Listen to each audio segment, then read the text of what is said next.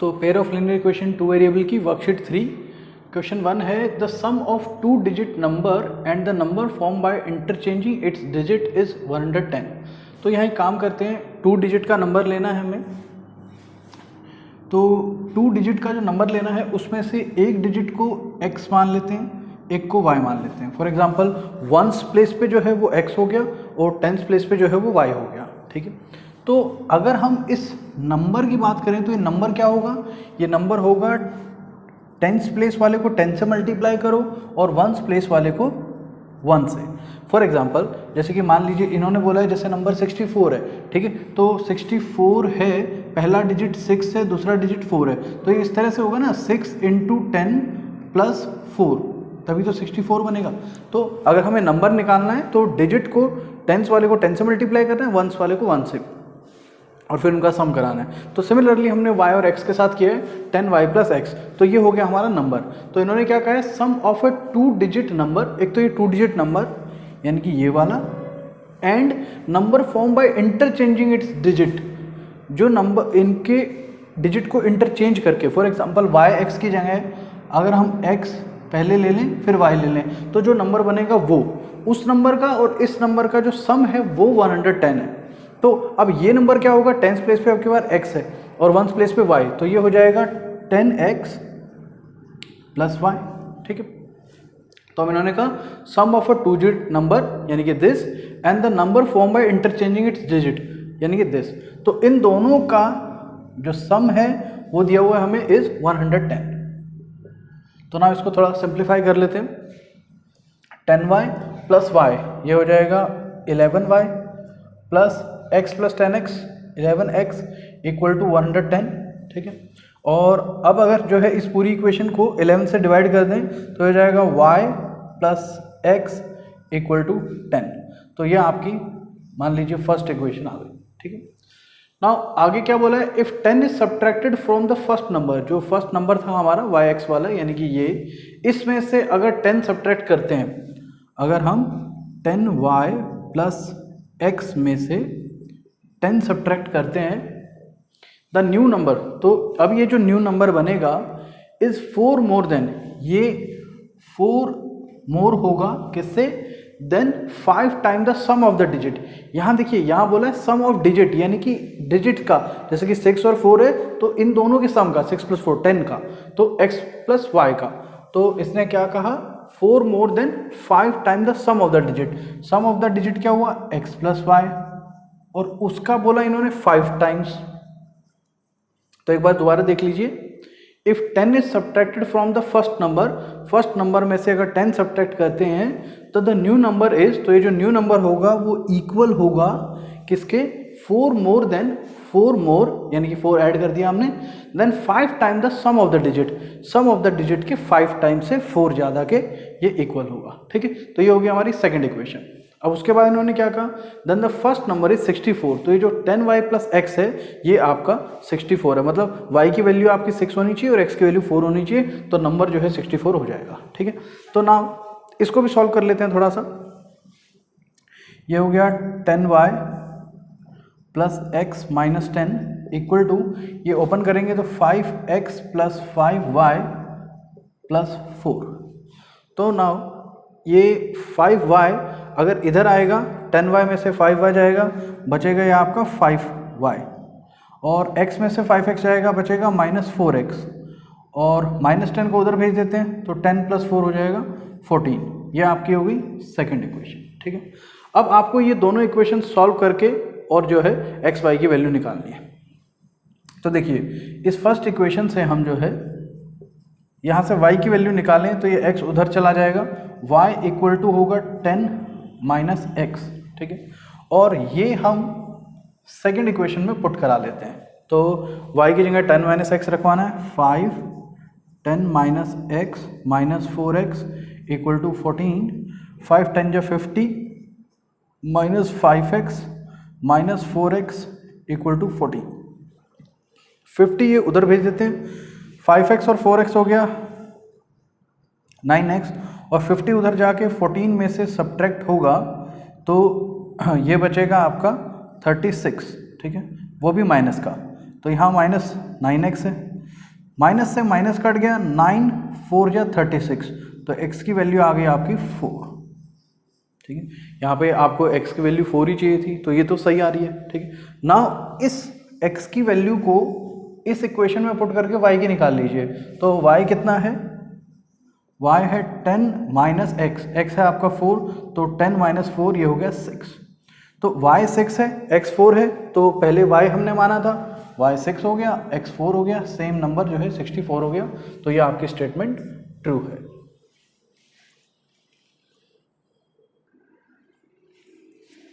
Second question है 6 year hence a man age will be 3 times the age of his son and 3 year ago he was 9 times as old as his son।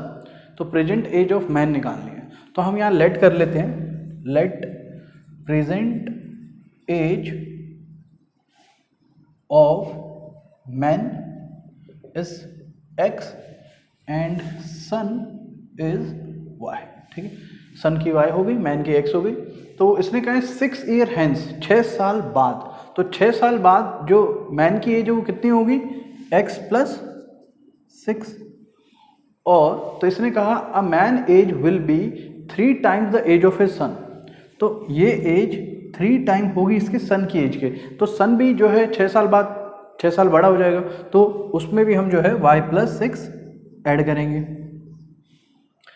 Now इसको solve करते हैं, तो ये हो जाएगा x plus 6 equal to 3y plus 3 6 18। तो 3y इधर ले आते हैं, x minus 3y equal to 18 minus 6 12। तो ये हो गई आपकी फर्स्ट इक्वेशन। ठीक है, नाउ सेकंड के लिए इसने बोला 3 year ago यहाँ से, एंड 3 year ago 3 साल पहले। तो 3 साल पहले दोनों की एज क्या होगी, एक की इसकी x माइनस 3 और उसकी y माइनस 3। तो ये कह रहा है कि 3 year ago he was 9 time as old as his son. तो इसकी एज जो है वो सन की एज के 9 टाइम्स थी। ठीक है, तो यहाँ ये 9 टाइम करना है, तो ये हो जाएगा x minus 3 equal to 9y minus 9 3 या 27। तो ये आपकी इक्वेशन, ये 3 अगर उधर भेज दें तो x is equal to 9y और माइनस 3 यहाँ प्लस 3 हो जाएगा, तो माइनस 24 बचेगा। ठीक, तो यहाँ पर ये x की वैल्यू है, ये हम इसमें पुट करा सकते हैं। ठीक है, उससे y की वैल्यू आ जाएगी, ये x की वैल्यू इसमें पुट कराते हैं, तो ये हो जाएगा 9y। या यहाँ पर आप एक और चीज़ कर सकते हो, देखिए आपको बोला है प्रेजेंट एज ऑफ मैन बतानी है, तो आपको सिर्फ x चाहिए, y आपको चाहिए नहीं है। ठीक है, तो आप y निकालो ही मत, क्योंकि अगर आप x की वैल्यू पुट कराओगे तो y ही आएगा। तो आप यहाँ से x minus 9y equal to minus 24 भी बोल सकते हो। ठीक है, और ये जो इक्वेशन है, इस इक्वेशन को अगर हम 3 से मल्टीप्लाई कर दें, ये तो आपकी सेकंड इक्वेशन हो गई, और फर्स्ट इक्वेशन को अगर हम 3 से मल्टीप्लाई कर दें तो ये क्या हो जाएगी, ये हो जाएगी यहाँ 3x, और ये 3 से मल्टीप्लाई होके माइनस 9y इक्वल टू 12 3 जा 36। और अब हमें क्या करना है, दोनों इक्वेशन को सब्ट्रैक्ट कराना है।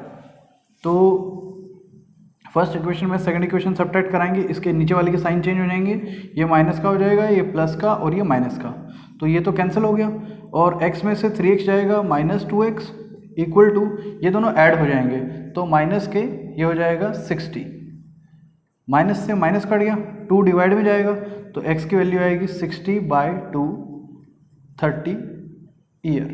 ठीक, तो ये हमारा बी पार्ट करेक्ट है। ठीक, इसमें आपको y निकालने की जरूरत ही नहीं है।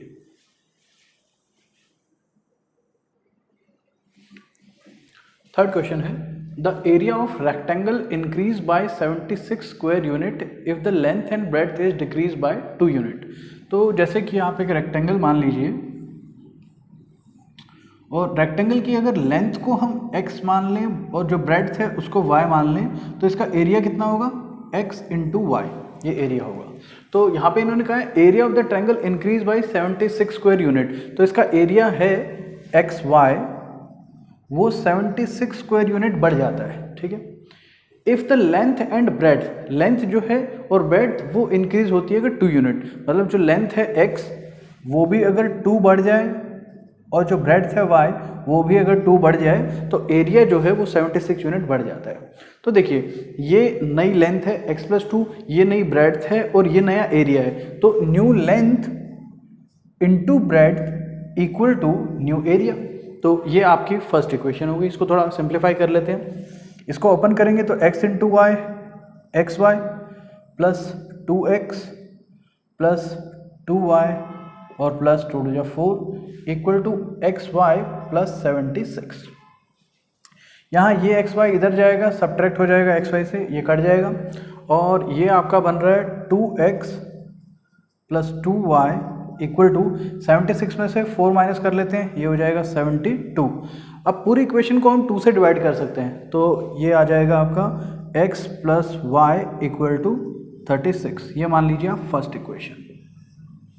ना आगे इन्होंने कहा if the length is increase by 3 unit, length x है उसको हम 3 यूनिट बढ़ा रहे हैं, and breadth is decrease by 3 unit, और ब्रेड्थ जो y है वो 3 यूनिट डिक्रीज हो रही है, तो लेंथ इनटू ब्रेड्थ जो नया एरिया होगा वो इन्होंने बताया the area of set reduce by 21 square unit. तो जो न्यू एरिया है वो 21 स्क्वायर यूनिट कम हो जाएगा, तो ये न्यू एरिया के इक्वल होगा। नाउ इसको भी सेम सॉल्व करते हैं, तो ये x into y x y minus 3x plus 3y, ठीक है, और minus 9 equal to x y minus 21। xy से xy कट गया, यह आ गया आपका माइनस 3x प्लस 3y और माइनस 9 को इधर भेजेंगे तो ये प्लस 9 हो जाएगा, तो 9 जो है इसमें से सब्ट्रैक्ट होगा, ये बचेगा आपका 12। इस पूरी इक्वेशन को भी 3 से डिवाइड करा सकते हैं, तो ये हो जाएगा minus x plus y equal to 4। तो अब देखिए ये आपकी सेकंड इक्वेशन हो गई, और हमें जो है पूछा है find the breadth of the rectangle. तो ब्रेड्थ हमने क्या माना था y, तो हमें सिर्फ y की वैल्यू निकालनी है। तो एक काम करते हैं, यहाँ से x की वैल्यू निकाल के इसमें पुट करा देते हैं, फिर सिर्फ y आ जाएगा, ठीक है। तो ये माइनस एक्स अगर उधर जाएगा x हो जाएगा, 4 को इधर ले आओ y माइनस 4। तो अब ये जो x की वैल्यू है ये हम यहाँ पुट करा देते हैं, तो यह आ जाएगा y minus 4 plus y equal to 36। 4 उधर जाएगा, 36 में से 4 गया 32, y प्लस वाई 2y, अब 2 इससे डिवाइड करेंगे तो यह आएगा 16, तो y की वैल्यू आ गई 16। तो ब्रेड्थ है आपकी 16, बी पार्ट आपका करेक्ट है।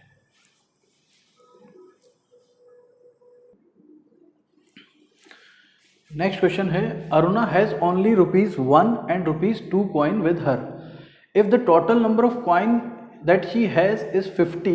तो हम ऐसा कर सकते हैं, नंबर ऑफ 1 रुपीज़ कॉइन को, 2 रुपीज़ कॉइन को x और y मान सकते हैं यहाँ पर। तो let number of ₹1 coin is x और number of ₹2 coin is y। इसमें आपके जो है इन वर्कशीट्स में हर टाइप के एक क्वेश्चन कंसीडर हो रहे हैं, जैसे कि जो है एज वाला है, ये कॉइन वाला है, ठीक है। तो ऑलमोस्ट सारी टाइप के आगे ट्रेन वाले और ये सब आ जाएंगे, ठीक। तो एक एक भी आप अच्छी तरह से समझ लेंगे तो आपको जो है ऑलमोस्ट आ जाएगा सारा। तो अब देखिए आगे बोला है if the total number of coin that she has is 50, total number of coin उसके पास 50 है, तो हमने number of x rupees coin माने हैं x और 2 रुपीज़ कॉइन माने हैं y, तो x प्लस वाई इसने बोला है 50, ठीक है। And the amount of money with her is 75, total इसके पास पैसे 75 हैं। तो हम ऐसे बोल सकते हैं कि भाई x तो नंबर ऑफ कॉइन है, नंबर ऑफ कॉइन को 1 रुपी से मल्टीप्लाई करेंगे तो x आ गया, और इस y को नंबर ऑफ रुपीज़ से मल्टीप्लाई करेंगे मतलब 2 रुपीज़ से, तो 2 इंटू वाई 2y आ जाएगा। ये आपके क्या हो जाएंगे टोटल मनी, तो टोटल मनी आपको दिया हुआ है 75 रुपीज़, ठीक है। अब इन दोनों को सॉल्व करके आप वैल्यू निकाल सकते हो x और y की।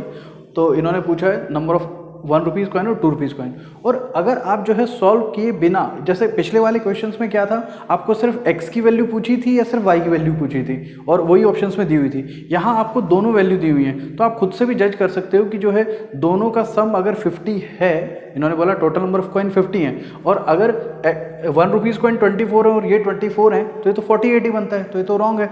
और 25 प्लस 25 50 होता है, और 26 प्लस 26 ये 52 होता है, तो आपका बी ऑप्शन करेक्ट है। ठीक है। और वैसे दूसरी इक्वेशन के अकॉर्डिंग देखें कि 25 कॉइन 1 रुपीज़ के हैं तो वो 25 रुपीज़ हो गए, और 25 कॉइन ही 2 रुपीज़ के हैं तो 50 रुपीज़ हो गए, और 50 और 25 आपका टोटल इन्होंने 75 रुपीज़ दिया हुआ है, तो दोनों कंडीशन ये सेटिस्फाई कर रहा है आपका बी पार्ट।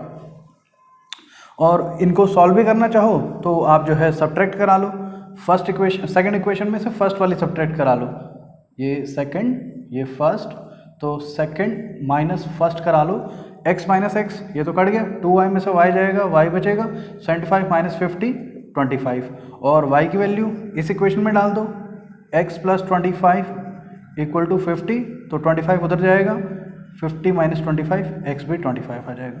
तो ऐसे सॉल्व करके भी निकाल सकते हो।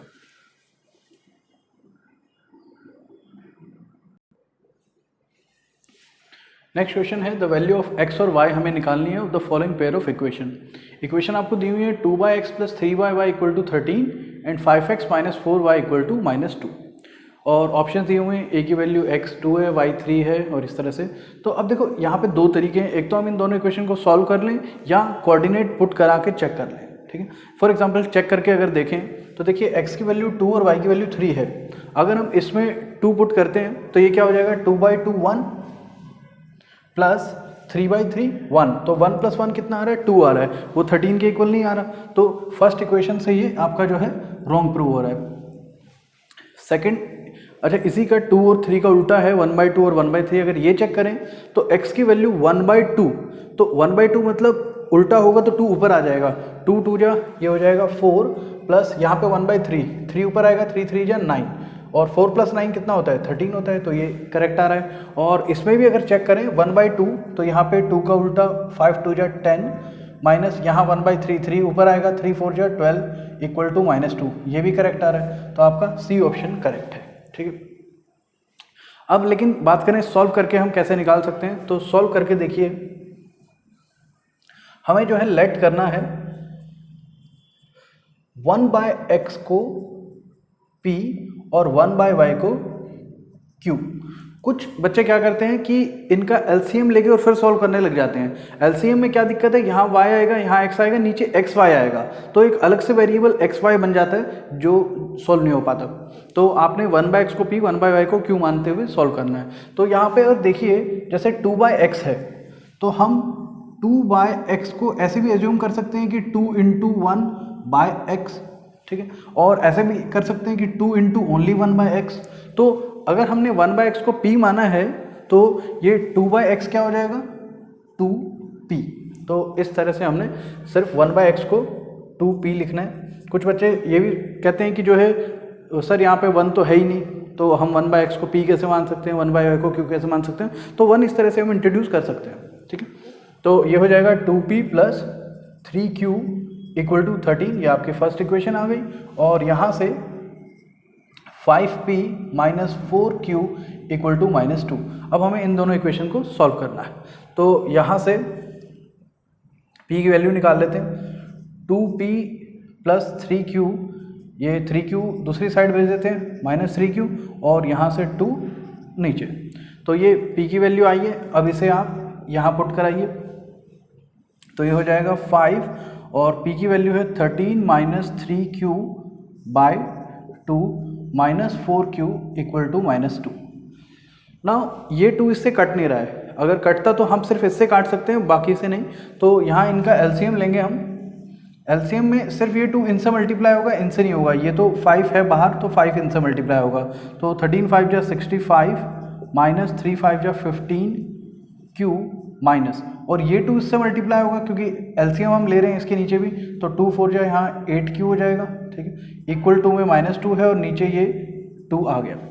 नाउ इस 2 को उधर भेज देंगे, 15 और 8 ये हो गया -23q, और ये 2 उधर जाएगा तो -2 2 जा 4, और नाउ यहाँ पे जो 65 है वो एज इट इज़ लिख लिया हमने। अब इस 65 को भी हम उधर भेज सकते हैं, तो हो जाएगा -23q = -4 - 65। तो 65 और 4 ये हो गया आपका -69 और यहाँ आ रहा है -23Q। अब इसको इसकी डिवाइड में भेजें, माइनस से माइनस काट दो और 23 3 जा 69 होता है, 2 का 3 टाइम 6 और 3 का 3 टाइम 9, तो हम इसको डायरेक्टली भी कट कर सकते हैं। तो 23 3 जा 69, Q की वैल्यू आ गई हमारी 3। अब Q की वैल्यू 3 अगर हम यहाँ पुट कराते हैं तो P आ जाएगा हमारे पास 13 माइनस Q की वैल्यू 3 है तो 3 3 जा 9/2, 13 माइनस 9 4/2, ये आ गया आपका 2, तो P की वैल्यू 2 आ गई। इन क्वेश्चंस में सॉल्व करते वक्त क्या होता है, बच्चे शुरू में 1/x को P और 1/y को तो Q मान लेते हैं, और जैसे ही P और Q की वैल्यू आती है इसी को ऑप्शन में देख के कि 2 और 3 है उसको भी टिक कर देते हैं, ए ऑप्शन को टिक कर देते हैं। तो आपको ये भी ध्यान रखना है कि ये हमारे आंसर नहीं है, अभी हमें जो फाइंड करना था वो x और y फाइंड करने को बोला था, ठीक है, find the value of x and y। तो हमें क्या करना है, ये P और Q की जो वैल्यू आई है इसे इसमें और Q की वैल्यू को इसमें पुट करा के x और y भी निकालना है।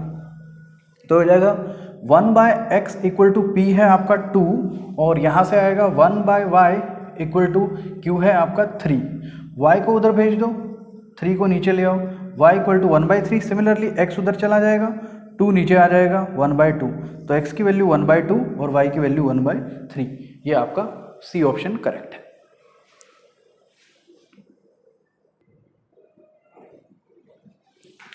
नेक्स्ट क्वेश्चन है the value of x and y in the pair of linear equation. तो ये दोनों इक्वेशन दी हुई हैं। अच्छा, यहाँ पर जो PDF में भी क्वेश्चन है उसमें थोड़ा मिसप्रिंटिंग है, यहाँ -21xy नहीं इक्वल टू 21xy आएगा, ठीक है। तो आपको जो है चेक करना है इनमें से चारों में से कौन सा ऑप्शन है। तो देखिए, एक तो तरीका हम डायरेक्ट पुट करके चेक कर लेते हैं और दूसरा जो है इनको सॉल्व करना पड़ेगा। तो पुट करके देखिए, जो ऊपर वाले नंबर हैं जैसे 3 और 15, x की जगह हम 3 डालेंगे तो यहाँ आएगा 3 प्लस y की जगह 15, तो 15 4 जा 60, तो यहाँ आ रहा है 60 प्लस 3 63 इधर की तरफ आ रहा है। और दूसरी साइड अगर हम देखें 27 इंटू 3 इंटू 15, तो 15 3 जा 45 और इंटू में 27, ये जो है 63 के इक्वल तो बिल्कुल भी नहीं आ सकता, वो टर्म तो बड़ी आएगी इससे काफ़ी, तो ये वाला ऑप्शन गलत है, ठीक है। और अब जो है 15 और 3 चेक करें तो x की जगह 15 प्लस y की जगह 3, तो 3 4 जा 12 इक्वल टू में अगेन सेम ही रहेगा 27 इंटू में x की वैल्यू अब की बार 15 है, y की जो है वो 3 है, रहे तो सेम ही का 15 3 जा 45 इंटू 27, और यहाँ सिर्फ जो है 27 बन रहा है, तो ये भी इक्वल नहीं है, तो ये वाला पार्ट भी आपका जो है रॉन्ग हो गया। नाउ सी पार्ट की बात करें तो सी पार्ट में अगर हम x की जगह रखवाते हैं 1/15 और y की जगह 4 इंटू 1/3, ठीक है, इक्वल टू 27 इंटू 1/15 इंटू 1/3, तो ये हमने इसमें पुट कराया। तो नाउ यहाँ ये एक तरह से 4/3 है, 4 इंटू 1 4 ही हो गया, तो अगर इसका एलसीएम लें 15 3 जा 45, यहाँ भी 15 इंटू 3 आएगा, तो आप वैसे ऐसे ही लिख लो 15 इंटू 3, और ये 3 हो जाएगा प्लस में 15 4 जा 60, यहाँ पर आ रहा है ऊपर सिर्फ 27 और नीचे 15 इंटू 3, तो नीचे मैच कर रहा है, ऊपर जो है यहाँ 63 आएगा वहाँ 27 आएगा, तो ये सी ऑप्शन भी आपका रॉन्ग हो गया। तो बचा डी ऑप्शन, वही करेक्ट है। और वैसे चेक भी करें तो x की जगह हम 1/3 और y की जगह 4 into 1/15 equal to 27 into 1/3 into 1/15, तो देखिए यहाँ पर ये 4 इंटू 1 को अगेन हम 4 ही लिख सकते हैं, और इसका एलसीएम लेंगे तो नीचे 3 इंटू 15 और ऊपर यहाँ 15 1 जा 15 प्लस 4 3 जा 12, और यहाँ 27/3 इंटू 15, नीचे 3 इंटू 15 सेम आ रहा है, ऊपर 15 प्लस 12 27 ही होता है, और यहाँ भी 27 है, तो ये पार्ट आपका सही आ रहा है, ठीक है। और अगर आप जो है विदाउट ऑप्शन आपको दिए हुए हों तो और सॉल्व करना हो तो कैसे करोगे, देखो आप इस एक्स वाई को यहाँ इनके डिवाइड में लेके आओ, तो ये एक्स वाई इनके डिवाइड में आएगा, दोनों को अलग अलग डिवाइड कराना है हमें, तो x के अपॉन में अलग से एक्स वाई प्लस 4y के अपॉन में अलग से x y equal to 27। Similarly here x by x y plus 2y by x y equal to 21। ना यहाँ देखिए x से x कट जाएगा, 1 आएगा, यहाँ y से y कट जाएगा, तो ये सिचुएशन होगी 1 by y plus 4 by x equal to 27, और ये x से x कटेगा 1 बाय y और y से y कटेगा plus 2 by y equal to 21। तो जैसे हमने इससे पहला फिफ्थ क्वेश्चन किया था उसमें हमने 1 बाय वाई को 1 बाय एक्स को p माना था, 1 बाय वाई को q, तो ऐसे यहाँ भी आप 1 बाय वाई को p 1 बाय एक्स को q मान के और दोनों को नॉर्मल इक्वेशन में कन्वर्ट करके सॉल्व कर सकते हो, आपका ये डी ऑप्शन ही करेक्ट आ जाएगा। ठीक है, तो ये आप ट्राई कर लेना।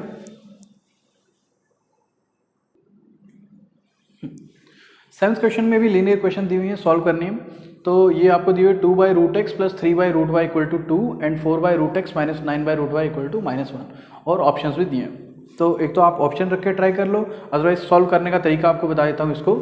यहाँ भी सेम हमें लेट करना है 1 बाय रूट एक्स को p और 1 बाय रूट वाई को q। तो इसमें लेट करेंगे तो ये हो जाएगा 2p plus 3q equal to 2, और यहाँ हो जाएगा 4p minus 9q equal to -1।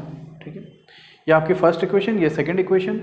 तो ये आपकी सेकंड इक्वेशन है, ये फर्स्ट इक्वेशन है। अगर हम फर्स्ट इक्वेशन को मल्टीप्लाई बाय 3 करा देते हैं ताकि 3q और 9q सेम हो जाएं और फिर एलिमिनेशन हम करा सकें, तो फर्स्ट इक्वेशन को 3 से मल्टीप्लाई कराएंगे तो ये हो जाएगा 2 3 जा 6p, ये 3 3 जा 9q इक्वल टू 2 3 जा 6, और ना इन दोनों को सिर्फ ऐड करना है हमें, 9q कट जाएगा, 6 and 4 10p equal to 6 minus 1 5, 10 को डिवाइड में भेजेंगे, p आ जाएगा आपका 5 बाय 10, तो ये कट के हो गया 1 बाय 2। नाउ p आपने क्या माना था, p माना था 1 बाय रूट एक्स, तो यहाँ p की जगह 1 बाय रूट एक्स हम डालेंगे, 1 by root x equal to 1 by 2। तो अगर ये क्रॉस मल्टीप्लाई हम कराएं, 2 इधर आ जाएगा, रूट एक्स इधर आ जाएगा, ये आ जाएगा रूट एक्स इक्वल टू 2। अब अगर हम स्क्वेयरिंग बोथ साइड करा दें तो स्क्वायर से रूट कट जाएगा, ये हो गया x और यहाँ 2 का स्क्वायर 4, तो x की वैल्यू हमारी आ रही है 4, तो वो आपके ए ऑप्शन में ही है, तो ये आपका ए ऑप्शन करेक्ट है। ठीक है, आप चेक भी कर सकते हो, p की वैल्यू आपकी यहाँ 1 बाई 2 आ रही है, तो p की वैल्यू को आप इसमें रखवा दो, या x अगर 4 है आप डायरेक्ट इसमें रखवाना चाहो वो करा दो, x आप डायरेक्ट इसमें रखवा दो, तो ये क्या आ जाएगा 2 बाय x वैल्यू 4, तो 4 का रूट कितना होगा 2 plus 3 by root y equal to 2, 2 से 2 कटा, यहाँ बचा 1, अब ये 1 उधर जाएगा तो 2 माइनस 1 हो जाएगा 1, और यहाँ है 3 बाय रूट y, अब रूट y उधर भेज देते हैं, root y equal to 3, root उधर जाएगा तो y की वैल्यू आ जाएगी 3 का स्क्वायर 9, तो x की वैल्यू 4 और y की वैल्यू 9, ये आपका ए ऑप्शन करेक्ट आ रहा है। और अगर आप पुट करा के देखते तो देखिए x यहाँ पे 4 पुट करते, 4 का रूट 2 होता है, 2 से 2 कट गया 1, y 9 है, 9 का रूट 3 होता है, 3 से 3 कट गया, यहाँ भी 1, 1 प्लस 1 2, ये फर्स्ट ऑप्शन फर्स्ट के लिए करेक्ट आ रहा था, तो आप यहाँ ये टिक कर सकते थे, और दूसरे में भी चेक कर सकते थे, 4 का रूट 2, तो 4 बाई 2 हो गया यहाँ पर 2, और माइनस 9 का रूट होता है 3, तो 9 बाई 3 हो गया 3 इक्वल टू -1, 2 में से 3 जाएगा -1 ही आएगा, तो पहले ही ऑप्शन आपको ट्रायल लेते ही करेक्ट आ जाता। ठीक है, now next दिया हुआ है the value of x and y in these equation where x is not equal to -1 and y is not equal to 1। देखो ये किस लिए दिए होते हैं, ये सिर्फ वार्निंग्स होती हैं कि x जो है -1 नहीं होना चाहिए, क्यों, क्योंकि अगर हम x की जगह -1 डालेंगे तो -1 प्लस 1 क्या हो जाएगा 0, और नीचे डिवाइड में 0 आता है तो ये नॉट डिफाइंड हो जाता है। सिमिलरली y 1 डालेंगे तो 1 - 1 यहाँ भी 0 हो जाएगा, ये भी नॉट डिफाइंड हो जाएगा। ठीक है, तो इसका हमें कोई लेना देना नहीं है क्वेश्चन से, वो वैसे ही जो है वार्निंग दी होती है। तो now A B C D 4 option है, तो अगर हम मान लो ऑप्शन को पुट करा के देखें तो देखिए फर्स्ट ऑप्शन ट्राई करते हैं, x की वैल्यू 4, तो यहाँ 4 + 1 आ जाएगा 5, ये हो गया 5/5 1, माइनस y की वैल्यू 5, 5 - 1 4, तो 2/4 हो गया आपका 1/2, और 1 में से हाफ जाएगा तो हाफ ही तो बचेगा, इक्वल टू हाफ, तो ये करेक्ट आ रहा है। ठीक है, नाउ x की वैल्यू यहाँ डालते हैं, 4 + 1 5, तो 10/5 हो गया 2, प्लस यहाँ 5 - 1 4, 2/4 हो गया 1/2, 2 + हाफ, 2 + हाफ 5/2 ही होता है, 2 × 2 = 4 + 1 5/2, तो ये दोनों सेम आ रहे हैं, तो ए ऑप्शन आपका करेक्ट है। ठीक है, अब इसे सॉल्व कैसे करें, तो सॉल्व करने का देखिए, अगर हम यहाँ पर लेट करते हैं इस तरह के केस में 1/x + 1 को p मान लेते हैं और 1/y - 1 को q मान लेते हैं। ठीक है, तो दोनों में ये चीज़ पुट करानी है हमें सेम, तो इसमें 1/x - 1 को p माना है तो ये हो गया 5p माइनस, और इसको q माना है तो 2q = 1/2, और यहाँ ये हो गया 10p + 2q = 5/2। तो ये 2 हटाने के लिए इस 2 को इधर ले आते हैं, दोनों से मल्टीप्लाई हो जाएगा ये, तो ये हो जाएगा 5 × 2 = 10p - 2 × 4q = 1, और देखो जब ये 2 इधर लाएंगे तो ये भी 2 × 4q होगा, ये भी 4q है, तो इसको इसके नीचे ही लिख लेते हैं, एलिमिनेशन हो जाएगा, तो 10 × 2 20p + 2 × 4q = 5, तो एलिमिनेशन हो रहा है, ये कट जाएगा 20, और ये p 10p हो गया आपका 30p = 5 + 1 6, तो p की वैल्यू आ रही है 6/30, 6 1 5 × 30, तो p की वैल्यू 1/5 आ गई। नाउ ये 1/5 आपको यहाँ पुट कराना है, या p की वैल्यू ये यहाँ रखवा दो, p की वैल्यू है 1/x + 1 = 1/5। नाउ क्रॉस मल्टीप्लाई अगर करेंगे तो x + 1 जो है वो आपका 5 आ जाएगा, और 1 उधर जाएगा तो x की वैल्यू होगी 5 - 1 4, तो ये आपकी x की वैल्यू 4 जो है सिर्फ इसी पार्ट में है, तो ए ऑप्शन आपका करेक्ट है। ठीक है, और ज़्यादा सॉल्व करना है तो आगे ऐसे ही p की वैल्यू जो है आप यहाँ पुट करा के q निकाल लीजिए, q यहाँ पुट करा के y निकाल लीजिए। ठीक है, तो सिमिलरली ये क्वेश्चन हो जाएगा। ये होंगे आपकी वर्कशीट 3, इसकी PDF डिस्क्रिप्शन में मिल जाएगी, और नेक्स्ट जो इसी की एक और वर्कशीट कम से कम करेंगे, क्योंकि अभी जो है इस तरह की इक्वेशन पर बेस्ड जो क्वेश्चंस आते हैं वो ट्रेन वगैरह वाले और अपस्ट्रीम डाउनस्ट्रीम के, तो वो भी हमारे रहते हैं।